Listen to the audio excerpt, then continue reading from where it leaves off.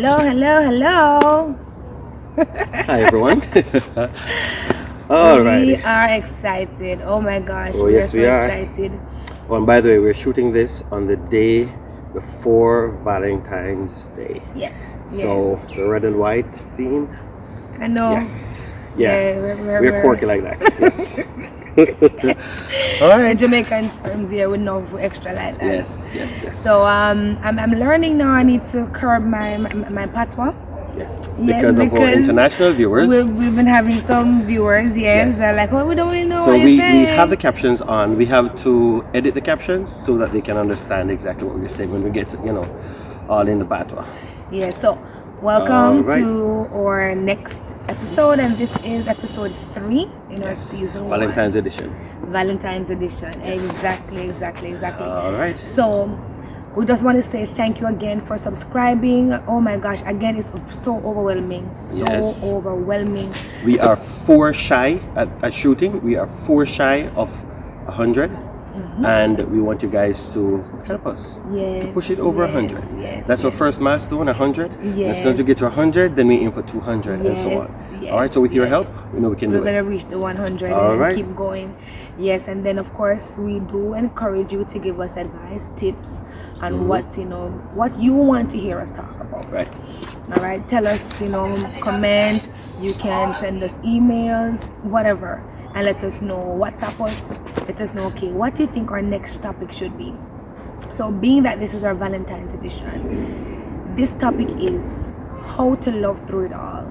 Yeah. How to love through it all. And again, we don't have all the answers. We can only talk about things that we see affecting our counterparts. We see other friends of ours, friends of our friends, things that are affecting them, not only as a couple but as a family unit.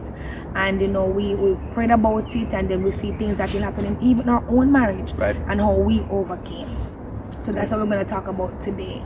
But I have one question I want to ask the viewers, totally separate from what the topic is.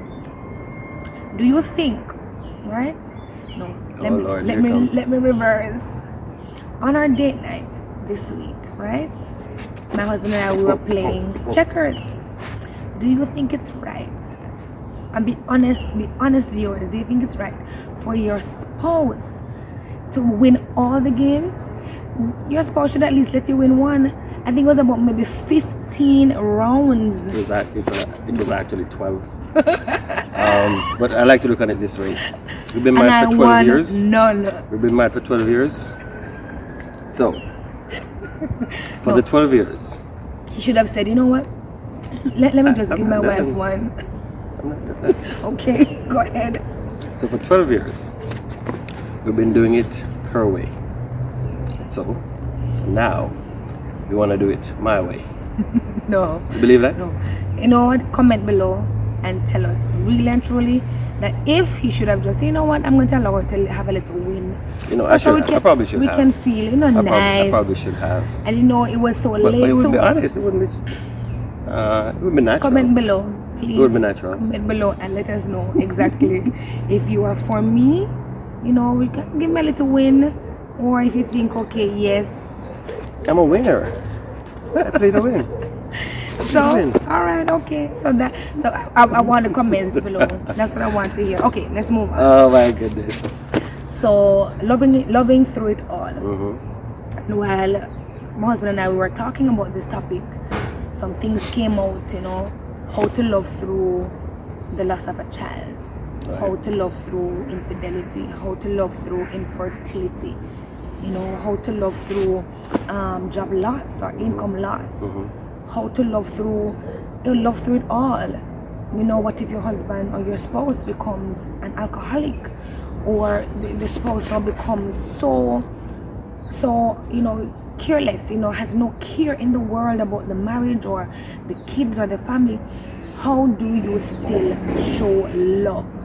How do you still stick it through the vows and say, you know what, this man or this woman has changed so much. Maybe the person is not as bubbly or laughing as much, and it could be a phase. The phase may pass, or it could be going on for years.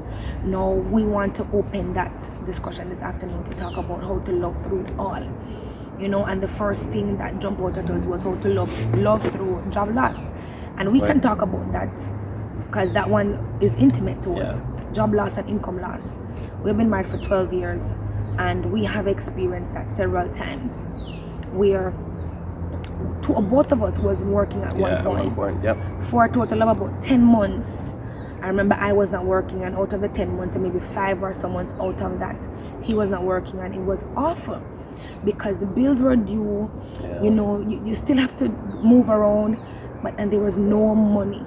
And that has happened more than once to us, not because we're not qualified for our field, but just at that time. I remember at that time I think it was not recession, but something was happening in the economy at that time. And as he said, life happens, you know. And we really want to talk about how to love, how we overcame that. And you know, it wasn't nice, you know. Those moments were dark times, really dark times, because at that time you don't even want to talk, you don't even want to hug, you don't even want to spend time together, you don't even want to watch a movie together, really and truly. I know for me, I shut down and I would just be crying and crying and crying. And then for him, he's just snapping at everybody. So how do you love through that? And my husband, he has some good advice, you know, on how to love through, especially, let's talk about job loss and income loss first. Well, regarding the job loss, which ultimately leads to, you know, income loss for most persons, that is. I remember when we went through what we went through, it was a pure, raw love that kept us. Yes, we were snappy. Yes, we were a little bit agitated, but it wasn't because the love was lost. It was simply because the job or the income was removed. And so we had to go back. I remember, you know, me personally, I had to go back to the reason why I fell in love with this woman. What was a pulling factor? And when I started looking back at those things, then I realized that this situation that we're in now, it's temporary. Because we are qualified, as you said, for our fields. We literally could pick up a job at any time, but at this present moment, we're not able to. And so we had to look beyond what the present was dictating at the time, and to look to the future. And one of the things about getting married is you literally have to marry the person that you can see a future with. And because I saw a future with this woman, I knew that things would get better than they were at the present moment. But it took real persistence, you know. And then for me, I can tell you what worked for me, so I could still relate to him and still give him attention, was friendship. That he was my friend first. And if it was a friend that I didn't live with, I'd be calling the friend, you know. I'd be calling the friend and, you know, saying, no man, don't worry about it, things are gonna get better. So I had to know, change from, okay, I'm not a lover now, as in intimacy and thinking about everything else, but no, putting on the mode of friend. And saying, okay, he's my friend first. And I remember it was really hard on him, because he explained to me afterwards that it is different for a man than a woman when there's job loss or income loss. Because for a man, he feels, I cannot take care of my family, and it does something to that man that really and truly doesn't. A woman may just feel sad because we don't have any money, but for a man, it's more than just not having money. It's putting something on him internally that I'm not able to take care of my family. And I remember at one point I had to tell him, this time, what we're going through now doesn't determine. It doesn't take away from you that you are not a good father, you're not a good husband, you're not a protector, or you're not there for us, so you're not really taking care of your family. It has nothing. It takes no stripes off of you. And I remember I had to tell him that it doesn't matter what happens today, next year, way down the line, you are still the father, you are still my husband, you are still providing for this family because you did it before, and I don't care what's happening now, you will continue to provide in the future. So that is our tip for job loss and income loss. Stick it out, ride it through, because it's going to get better. It's going to get better. And remember, a relationship is literally, between two persons. Yeah. So, or more in some instances, but for marriage, between two persons, right? For marriage, two persons. Marriage, yes. Okay? Right. Sticking that So, yes. When both persons are able to put heads together, then there is wealth in that. Yes. And that's what you have to rely on. Both of you put heads together and figure it out. Yes. It's not going to be easy though. It's not going to come overnight. No. It's going to take some trial and error. Yes, and right? there's going to be some arguments and maybe some shouting matches. Yes, trust me. Right. No, for real, for real. I remember at one point I tried selling some stuff. The other day I was cleaning up my office space, and I found an envelope. When I opened the envelope, I saw some bookmarkers. I saw some bookmarkers that my wife made. Yes. I think it was around Valentine's, Mother's Day. Mother's Day. Yes. Oh my gosh. And she made some bookmarkers, and she was selling the bookmarkers. Why? And he had to do the invoice for me and stuff because I was out of a job. Because she was out of a job, and I was working at the time, and she wanted to do something to bring some income in. Yes. And he what supported she did. me. Oh yeah, he supported me. That's what made all her the way. feel useful, because that's one of the things for us men, is that we don't feel useful because no, I'm not able to bring home the bacon. And that's what she did. That was her way of coping, and I really admire that. Yeah. It was making a lot of money. It wasn't. Right? Because I mean, how much can you make from a bookmarker, right? Yes. But she was doing something, and I admire that. When I looked on this woman, I said, good God Almighty, I couldn't have chosen a better woman, because others would have probably left during that time. They don't get that much, you know. Others have probably left at that time. Yes. Right? Yes. And they would have probably gone to find another man, because no, this man is earning, and at that time, my job, I loved my job. A lot of perks and everything, just didn't pay a lot. You did not pay a lot. Yes. So I remember that during that time, she could have easily left.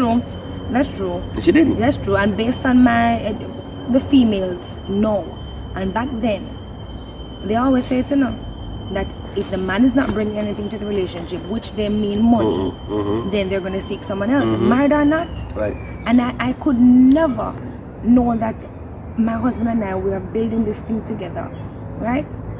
And because he's not earning at this time, then I'm going to look outside? No. Yeah.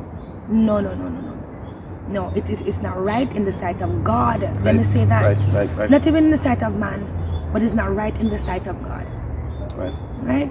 So that's the first tip that we have for a person, because I know with COVID-19, right, I know, and even just this week I was in discussion with one of my colleagues, let me say that, and she was expressing to me that that's her husband, job loss and income loss, the husband shuts her right down, and and I had to be giving her some tips too, that it is going to get better. It's going to get better. Just ride it through. Yeah. So the next point is how to love through infertility. Yeah, that's a big one. And it hurts the wife more than the husband, I assume. Yeah. And tell us what you think. Do you think infertility hurts the wife more than the husband? Because the wife may be fertile, or the husband, may be fertile, and either way, vice versa. Well, somebody is not fertile. But because I know women are so much attached to kids, when their biological clock starts ticking, then they go into depression. Yeah. If they don't have a baby at that time, or if they're wanting a child, then I can tell you, because I remember for my second child, when my clock started ticking and I felt the urge to not have a child, it's almost like you can't breathe. It's like all you think about every single day. I'm looking on baby clothes, I'm looking on nurseries, I'm looking at so many things, and I'm like, what's going on with me? But can you imagine I wanting a child and going through all of that emotion and not able to have a child? How do we tell the husband to How can the husband show love?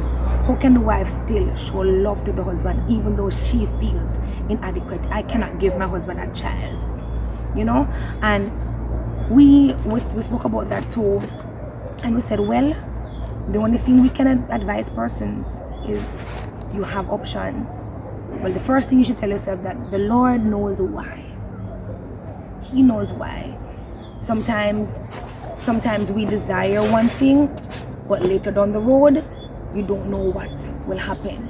We know of a couple that always wanted a child, but their marriage was always shaky. Yeah.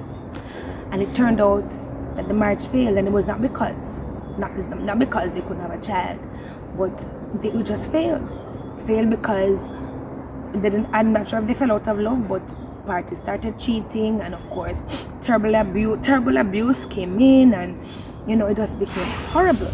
And I said to my husband, look, and that, what if they had a child? Yeah. What would have happened to the child? So I want to encourage persons that the first thing you think about is, what exactly does the Lord want for you? And tap into that connection with the Lord. Lord, if you don't think a child is what I should get now, then tell me how to love another child. How can I love another child? And that's a very good point. And I think it solves a lot of, is that COVID-19? I don't know what's bothering my sinuses. Oh God. Sorry guys. We have to go back to the basics. What was the reason for you getting married to this person? Was it for childbearing, or was it for finances, as we spoke about finances before? Yes.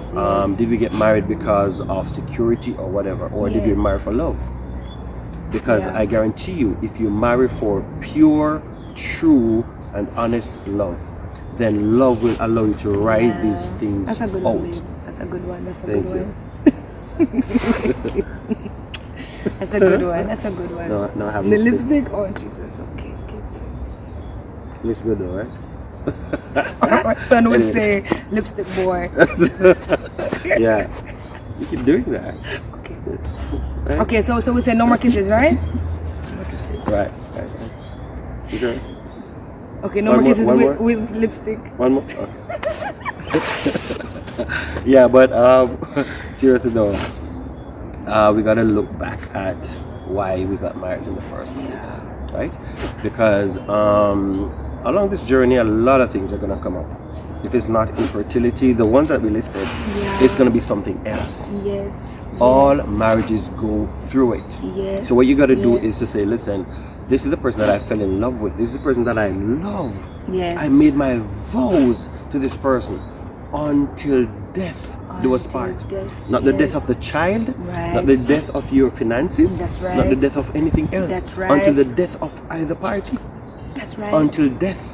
So that should be the only thing that gets between both of you. Yes. Death. Yes. So you gotta look back at why you got married in the first place. I fell in love with this person. Why? Why?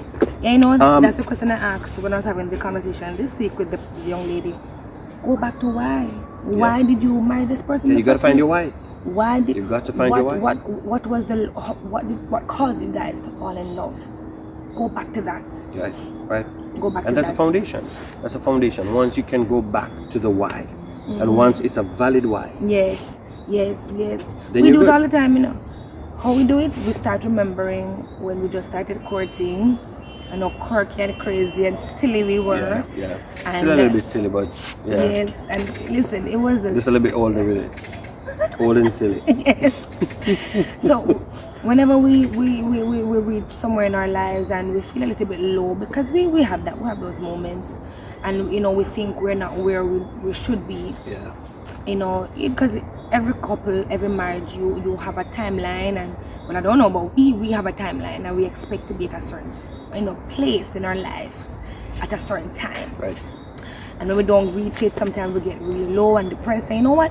We start talking about the good times, and when we're courting, when we just got married, things we used to do, and then the why comes in. Did we get married because we don't reach a timeline? Did we get married because we want to acquire certain things? No. We got married because we just genuinely loved each other. Right? And we got to go back to that all the time. And if you can put that on a pedestal, put it somewhere where you can always pick it up, you can always see it, you can always hear it. Yeah. Right?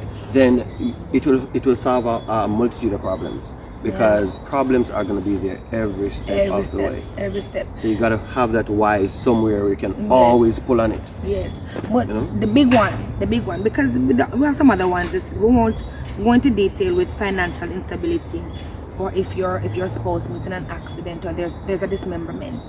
We already know that if there's financial instability, stick it out. Yes. And you just mentioned it when we didn't have, one party was just working. I had to be creative. So you were baking at one point too. I was baking at one point too. Right. So we have to be creative in the marriage. You can't say, well, my husband okay, no patois. My husband is supposed to bring in the bacon and you're there at home waiting. No, it should be both persons working together. Okay, how do we get out of this financial strain? What else can we do? So you stick it out, put your heads together, ride it through. Yeah. But the big one, right, is infidelity. Yeah. That's a And huge it affects one. so many marriages, a whole lot. Huge one. And we can't even exhaust how hurtful that is, because for one, you are breaking the vow. Right. It says forsaking all others. Well, that's not one of the vows though, that's just what that's true. But it's a part. But you said I agree. When after the minister says that verbiage, you said I do. I do, right. So you made an agreement. You made a vow. An agreement. You made a vow. So okay, so it happens. And I remember when we just came back to Jamaica, I was having a discussion with one of my church sisters, and she explained to me that she had a dream that my husband was unfaithful and etc. And I said to her, well, everybody knows Dianne stands both in the US and in Jamaica, that if I even find my husband in the bed with somebody else and not leaving him, you know why? Because he's my husband. God gave him to me. So whichever, no bed, anywhere I find him. I'm playing. Oh my God. Okay, so I gotta spell it out. I am not leaving him. We agreed years ago that divorce is not in our vocabulary. It's not an option. So if that does happen, I need to find out, Dianne, what went wrong? Dianne, where did you fall short? And of course, counseling needs to happen. There has to be some refreshing, a renewal. There has to be some dedication, some time taken to build back your marriage. I believe though that it's not wise for a spouse to take that stance all the time to say, what did I do wrong? Because we do know that you cannot control another person's actions. That's true. And it doesn't mean that you did something wrong. That's true. Why somebody chose to do whatever they did.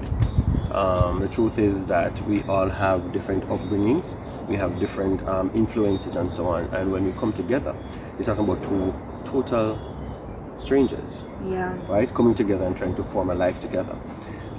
If this is something that I grew up seeing, then I'm going to model that, right? It may be something that's in my bloodline, where it is taught that for you to be a man, then you have to have a lot of women, and sometimes men do fall to that, and women as well, right? Yes, of course. But I don't think it's healthy for you to always embrace the fact that, oh, what did I do? That's the first thing. Yes, it's good to look at yourself to see if there's something that you did wrong, but don't go searching too much to think that it's solely you, right, because it takes two, right? And you didn't put the person in the arms of someone else. Yeah, and some persons are just selfish in relationships. They're just really, really selfish.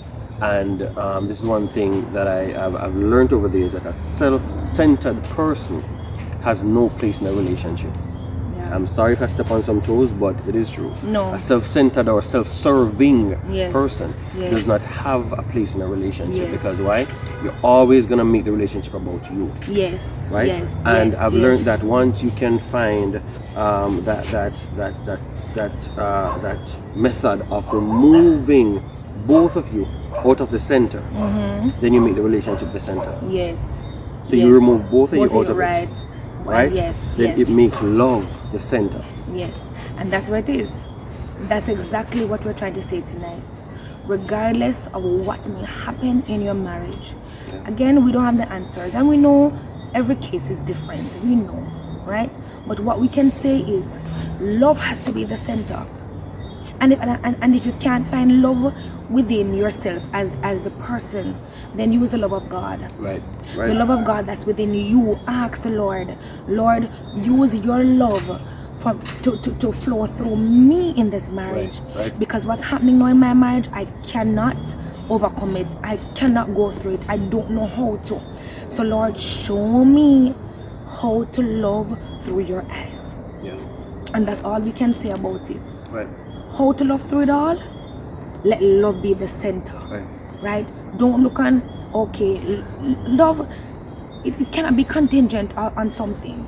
Like I was telling my husband a scenario where years ago, I remember, and I thought my husband was in the conversation with me, and he's like, I don't know what you're talking about. I wasn't in the conversation.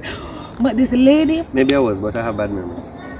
this lady, she was telling me that she believed she has fallen out of love with her husband. Like, she honestly believes that she does not love her husband anymore, because the husband used to have a lot of money. He was a chef and he used to make a lot of money, and he lost his job. And she said she believed for months she hated her husband, for months, and for months she didn't give him any loving, no sex, nothing, right? For months. And she said she believed she fell out of love with him, and it's when she went to her pastor and she expressed what was going on.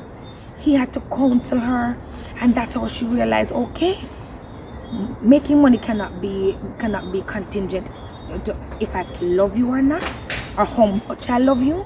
So that sounds to me like she didn't fall in love with him, but she fell in love with the his money. money. He loved her, but she fell in love with the money. Yes. And that's a problem. That's a problem. Yes, because yes. that's a relationship that is self-serving, because you're in this because of what you can get. Yes. Not necessarily what you're there to give. And this is one tip I just want to leave you guys with before we wrap up. That if both parties, what I do to her is none of her business. That's my business. And what she does to me is not my business, it's her business. So if both parties are looking to serve the other, remember, we're mirroring Jesus. We're mirroring the love of God. Yes. The love of God is not self-serving. No. The love of God is selfless. Selfless. And yes. so he loves without expecting anything back. And so when we begin to love without expecting anything back, exactly, then that's the greatest love we can have. Yes. So you begin to love on her and treat her the best way you Yes. can, because that's your duty to her. Yes. To love her and give her the Yes. best of you that you can. Yes. And the Yes. same way, she's Not gonna love expecting on me. anything back. Yes. Right? Yes. So yes. once we get to that, then I believe we're on our way. I believe Because it's not a self-serving love, but it's a we were taught about servant leadership, right? So in this kind of love, it's a servant Yes. loving, Yes. Yes. because I am serving you through loving you. I'm not trying to take from you, but I'm Yes. trying to serve you. Yes. Yes. And if we get to that, if we can think get to so. that, then I believe that we're on our way. I believe so. So we're gonna wrap it The up. dogs are telling us it's time to go. Let's leave with one question, and please, one interaction. What if you are halfway in your marriage and you realize that your why was not what you thought it was? Why you got married was not what you thought it was.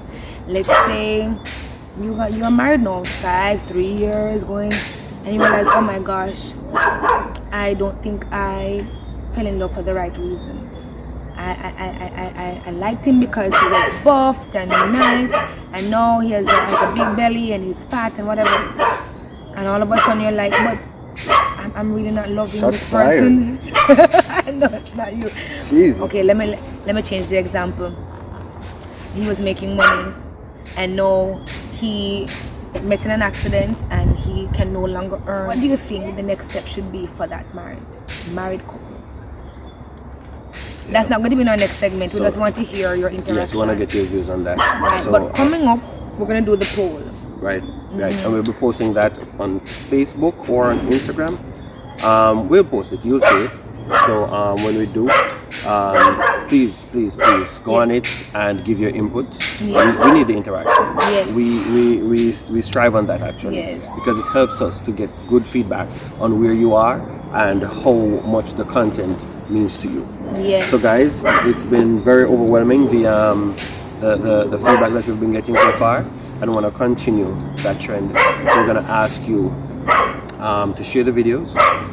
Please, a lot of persons said they didn't get the notification. I forgot about that. So please turn on your notifications. Yes. After you've subscribed, hit the notification bell. Yes. Right? And Click that will the let bell. you know. Yes, Right. click the bell. Yes. Ring the bell. Yes, because we got some person saying, we didn't get the notification that the video came on. Like, and then we're like, okay, yeah. Yeah, you gotta turn Click it on. the notification bell on So YouTube. once the video is up, you get a notification that hey, Entangled has a new episode. Episode. Right? So the next topic is on you guys. Next topic is on you. Yep. So let us know when we do the poll. What do you want us to talk about? Yep. All right. See you soon. I hope you enjoyed the view. It's beautiful, even in the night. It's dark. Well, I'm hoping they can see. They can still see. It's all light. See the lights on the airport is pretty. All right. All right. Bye, guys. Bye.